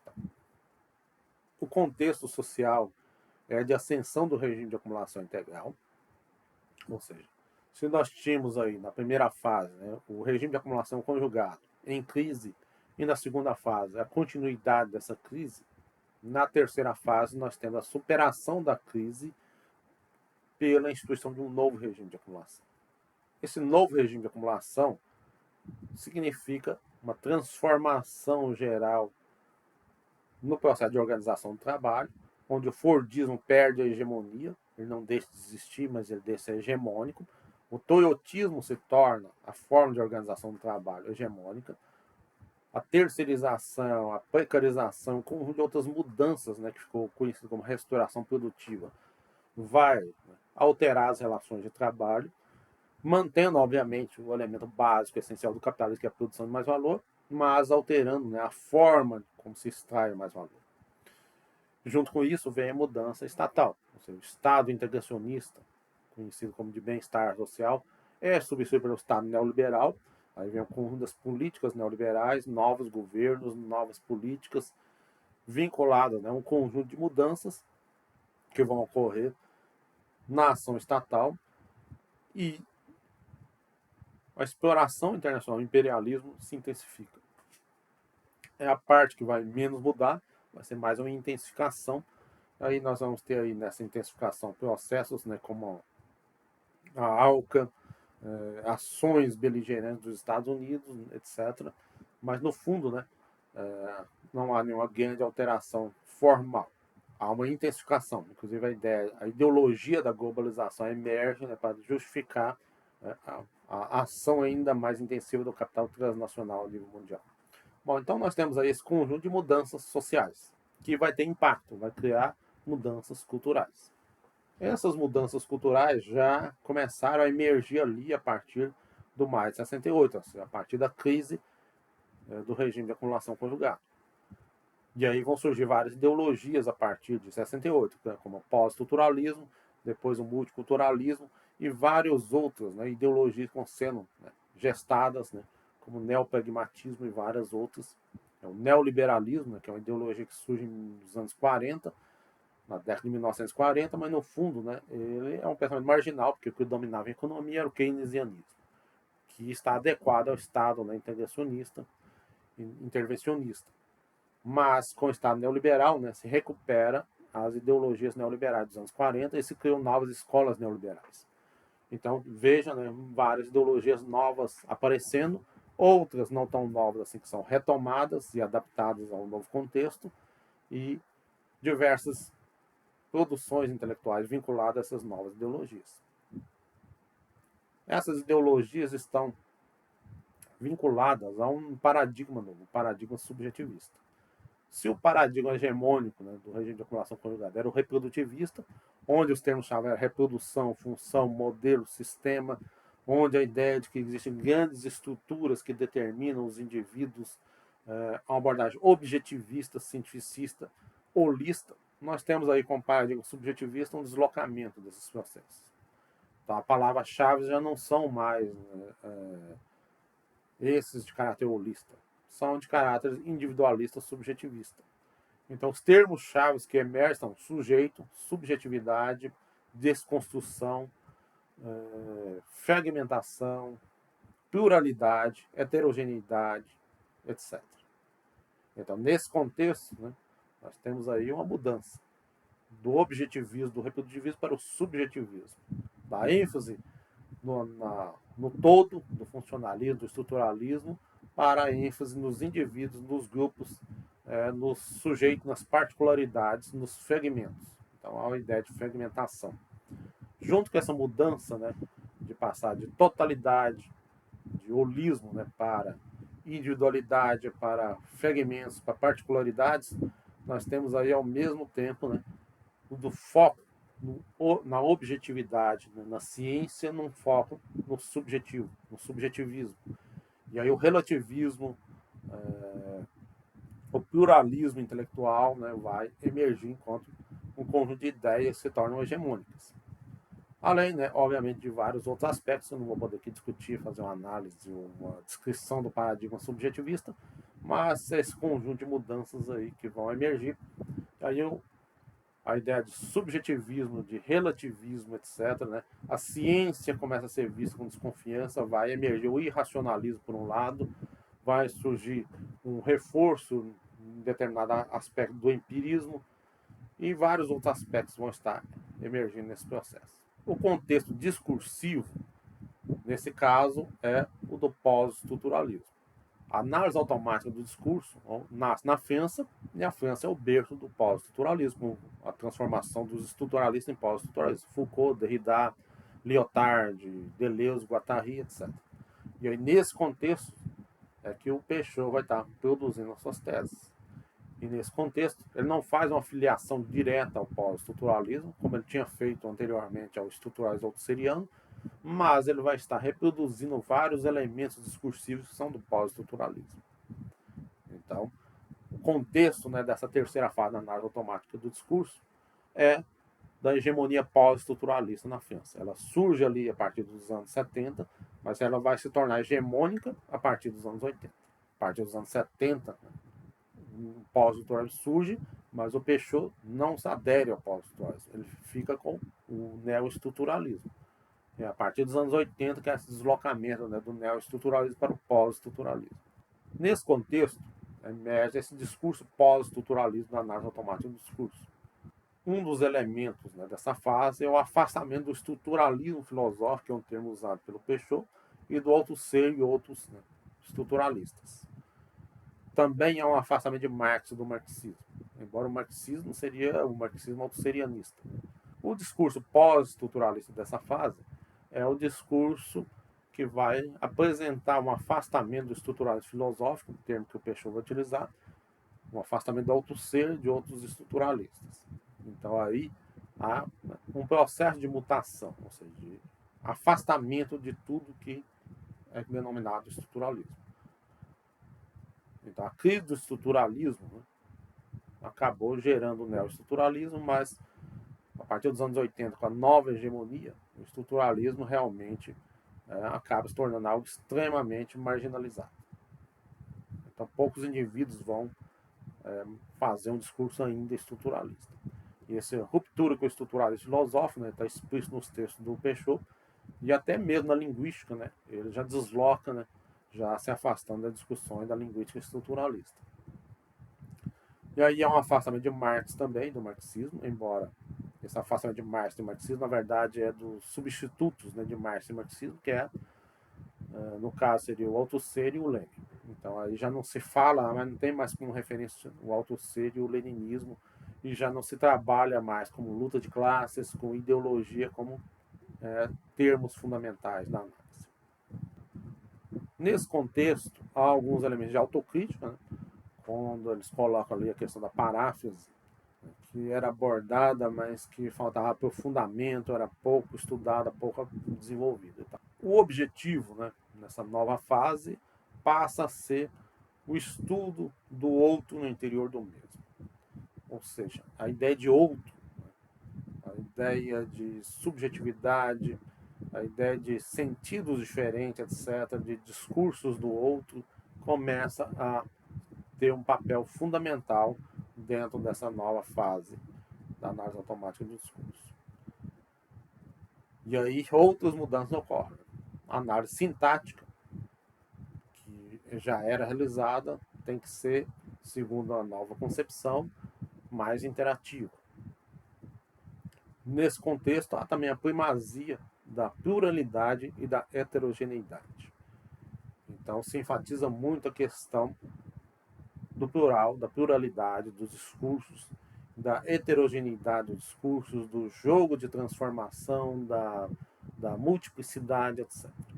Há uma frase, né, que sintetiza bastante, né, essa nova fase, que é a do Peixoto, quando ele diz: a análise do discurso não será mais uma prótese de leitura, mas se torna uma provocação à leitura. O que significa prótese de leitura? Ou seja, a análise automática do discurso, na sua terceira fase, ela não é um modelo, como é o estruturalista. Ou seja, ela não está apresentando um modelo de leitura. O que ela diz que vai fazer nessa nova fase é uma provocação à leitura.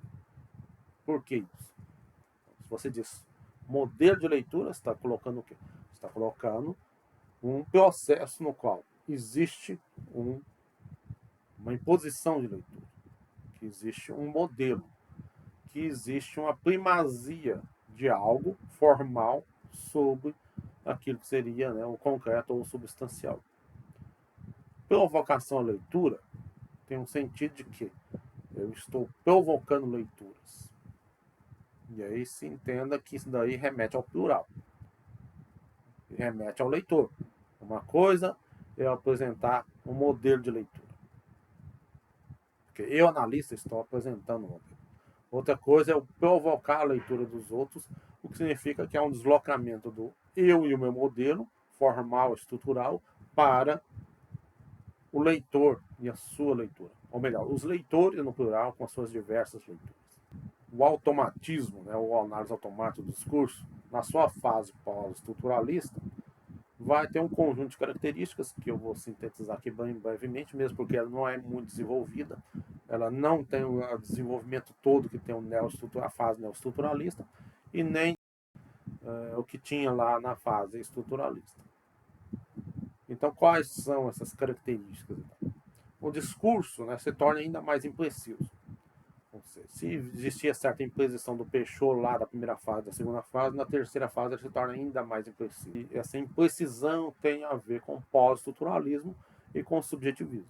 Ou seja, se numa concepção cientificista, objetivista, eu já tenho uma certa imprecisão, sendo que a precisão, o modelo, a lógica, ou seja, tudo tem que ser mais estruturado, organizado, partindo para o subjetivismo, então essa imposição, ela, obviamente, como está ligado ao sujeito, à heterogeneidade, etc., ela se torna muito maior. E aí só que aí a imprecisão tem elementos que a justificam, que a legitimam, o que não tinha na outro caso, né? Ou seja, na fase estruturalista e neoestruturalista. Mas na fase pós-estruturalista a imprecisão e tem elementos de justificação de legitimação. Então, com o aval das ideologias inspiradoras, né, aumenta as indefinições, aumenta a falta de clareza e se utiliza um elemento comum do pós-estruturalismo, que é a bricolagem.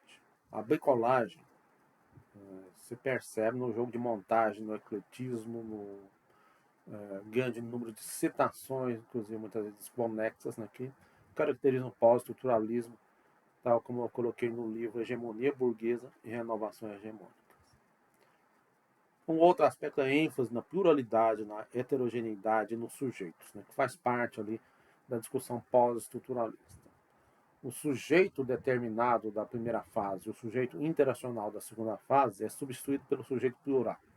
Uma pluralidade de sujeitos que é típico do pensamento pós-estruturalista. Essa fase visa segundo o próprio Peixot, a desconstrução das maquinarias discursivas.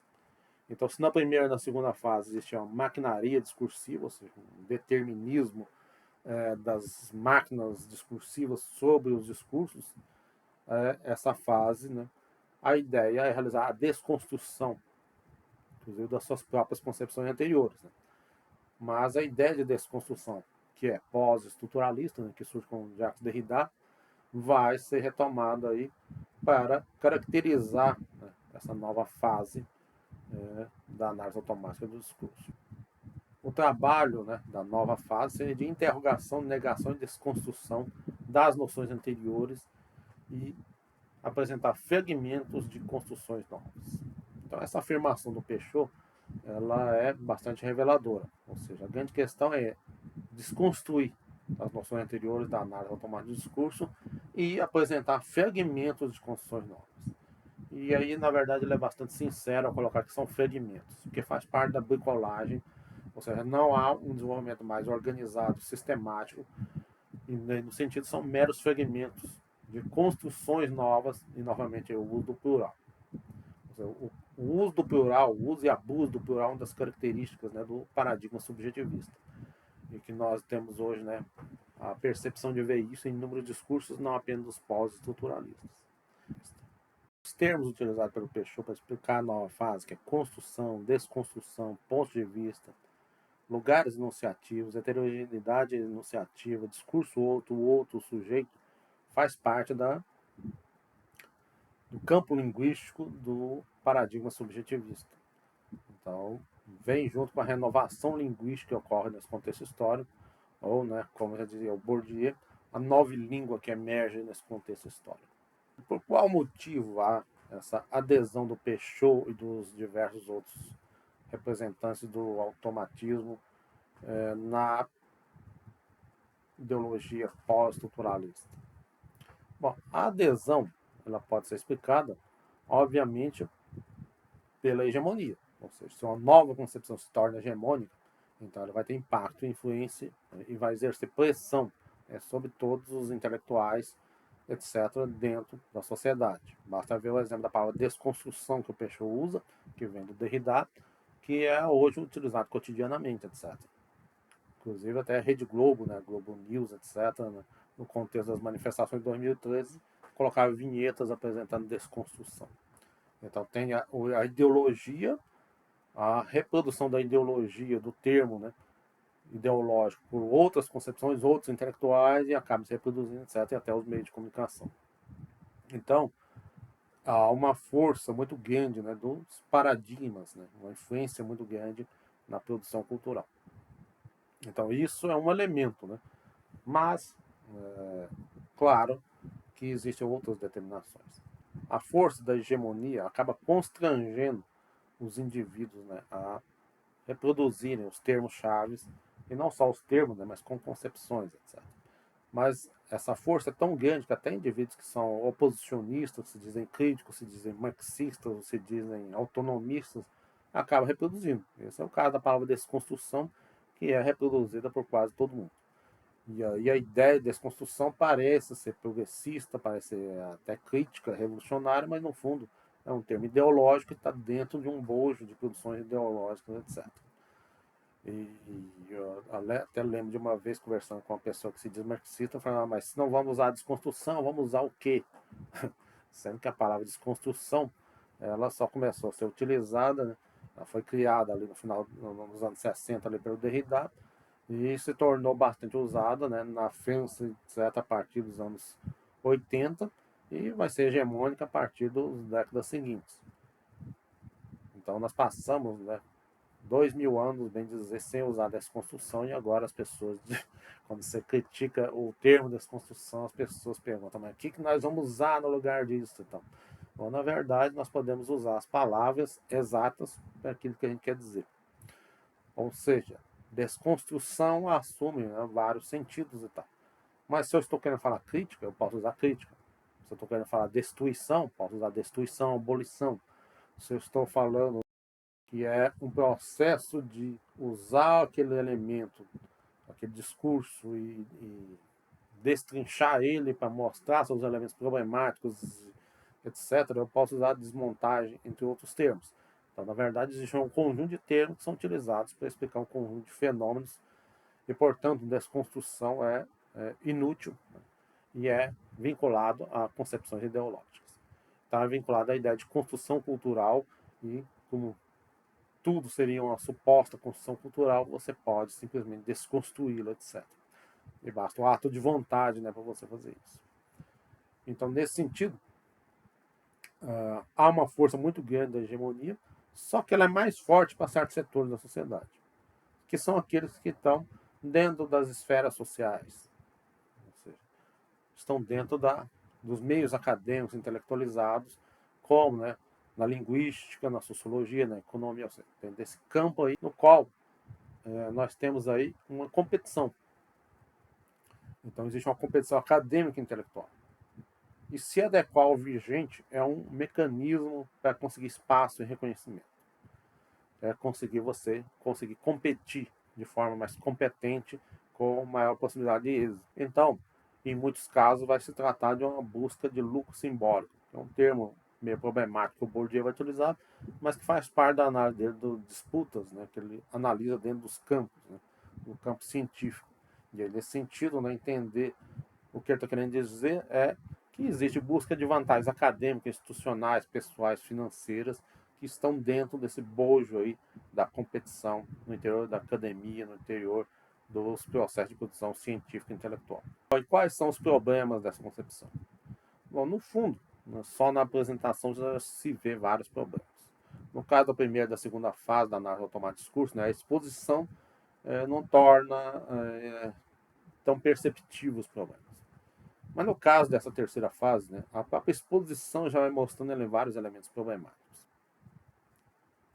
Então, essa concepção da terceira fase reproduz os problemas e limites do paradigma subjetivista e da ideologia pós-estruturalista. E esses problemas, né, são facilmente perceptíveis. Claro que existe toda uma defesa, né, e uma hegemonia, então hoje muitas pessoas consideram até que é natural isso. Ou seja, não existe verdade, não existe, não se pode abordar e compreender a totalidade, etc, etc. O que justifica, né, o conjunto de imprecisões, justifica o subjetivismo, o relativismo, etc. E tal. Porém, esses elementos todos mostram a fragilidade dessa ideologia, da ideologia pós-estruturalista e do paradigma subjetivista como um todo. Mas essa fragilidade, por ser hegemônica, aparece como fortaleza, como força. Mas no fundo é um discurso muito frágil, sem fundamentação, sem estruturação, e que no fundo, né, acaba sendo forte pela influência social, não pela sua própria força discursiva, pelos seus próprios argumentos, pela sua fundamentação, por sua concepção em si. E aí, nesse sentido, o discurso da análise automática do discurso, nessa terceira fase, ela se torna ainda mais precária, ainda mais imprecisa.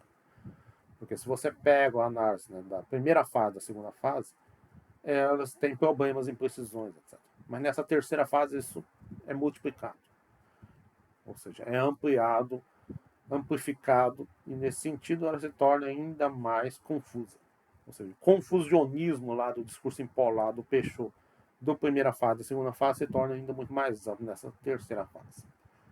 O aval das ideologias inspiradoras, né, pós-estruturalismo, etc., ela aumenta suas indefinições, aumenta sua falta de clareza, né, e a bricolagem, que é típico do pós-estruturalismo, né, é usada e abusada.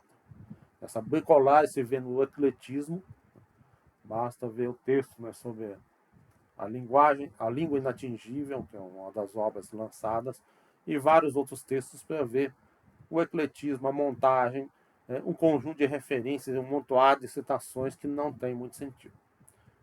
Inclusive, se criou até um software que produz textos chamados pós-modernos, né, que você coloca lá um tema e eles vão produzir um texto com um montado de citações incoerentes, sem sentido, que é típico do pós-estruturalismo, que é típico da bricolagem, né, que essa abordagem tem, e que o Peixoto e a análise automática de discurso nessa fase vai reproduzir.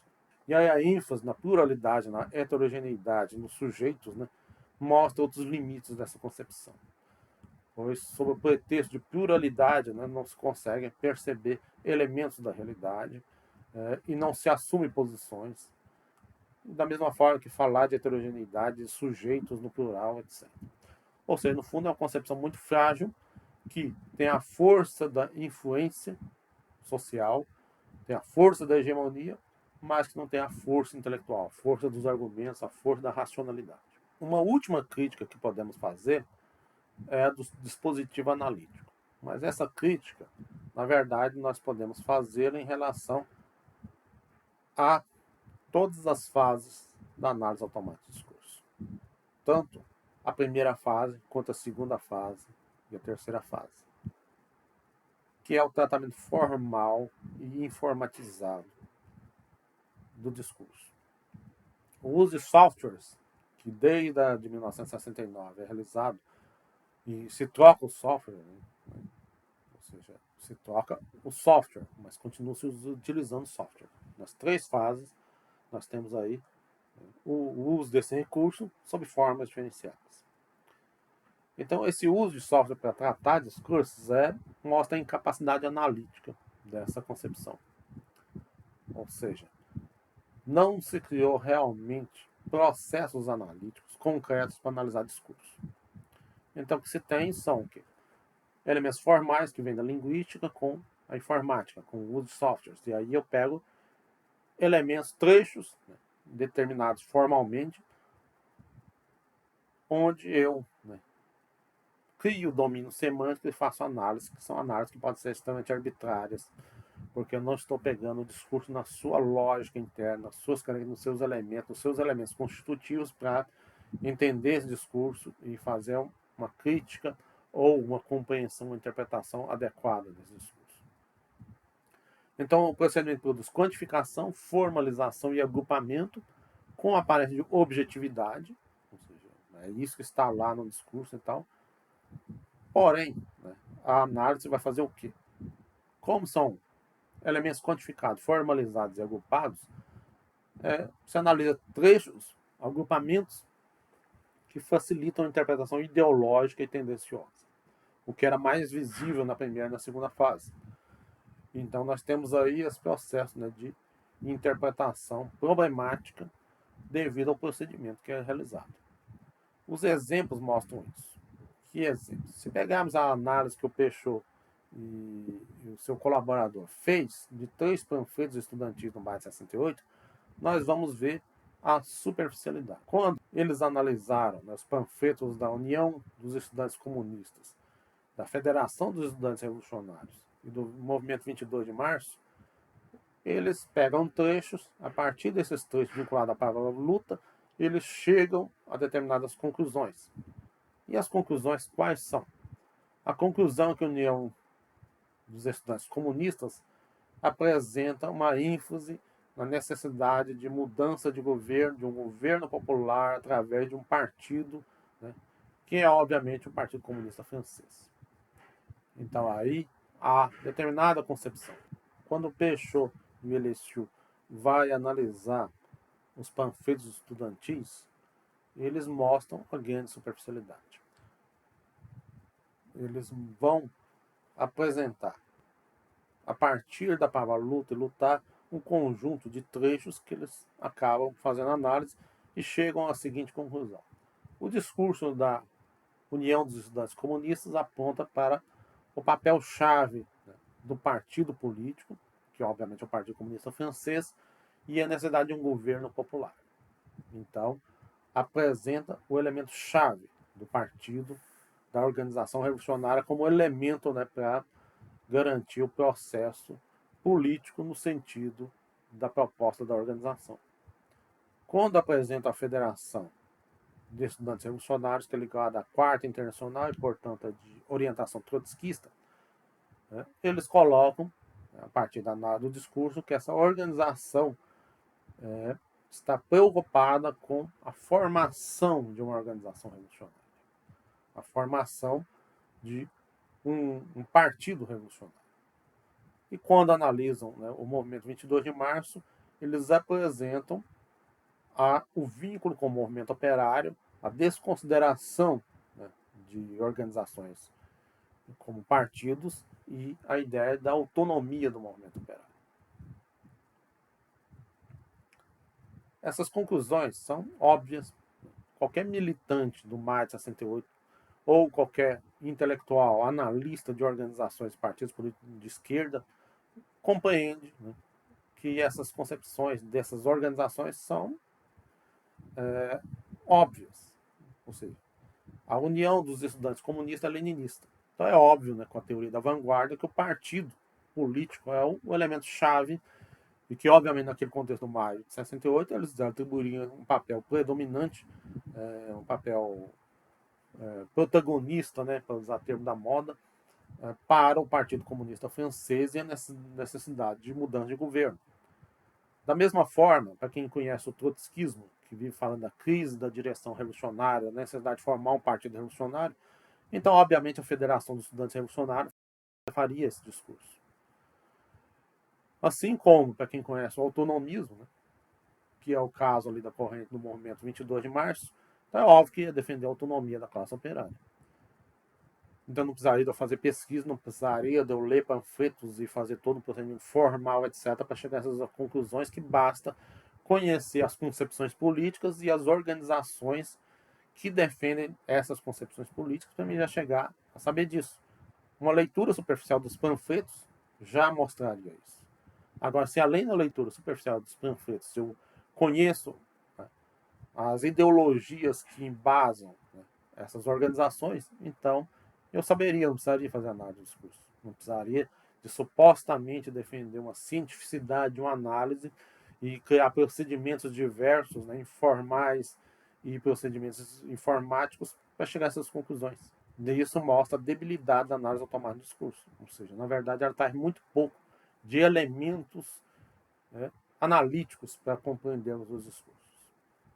Em síntese, o meu objetivo aqui foi apresentar rapidamente, introdutoriamente, a análise automática do discurso através de uma análise crítica, dialética, marxista. E para isso, eu sempre apresentei o contexto histórico-social, que traz várias determinações e traz elementos para compreender esses discursos. Apresentei as características, né, dos discursos e apresentei uma crítica do conteúdo desses discursos.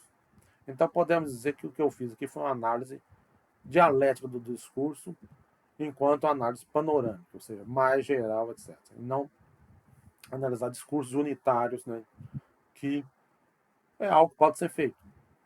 Nós podemos, inclusive, né, pensar em fazer análise de discursos específicos dentro dessa tendência, que obviamente vai estar envolvido no conjunto que eu fiz aqui,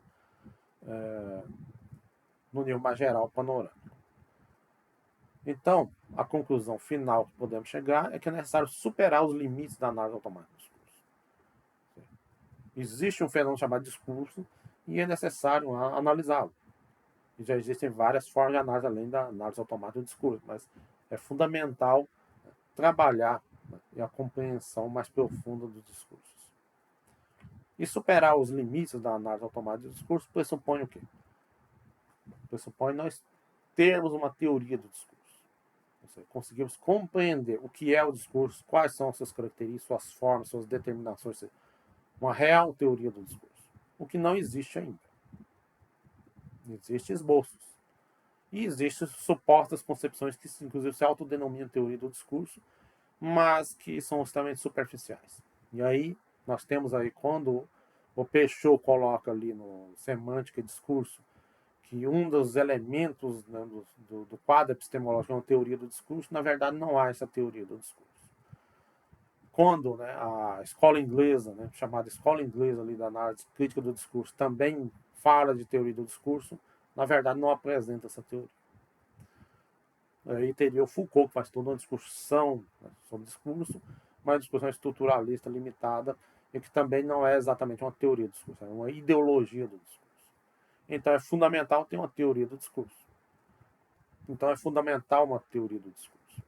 Esse é um dos limites da análise automática, que ela não produz essa teoria do discurso. Então, outro elemento para superar os limites da análise automática do discurso é a distinção entre análises mais gerais e análise de discursos unitários.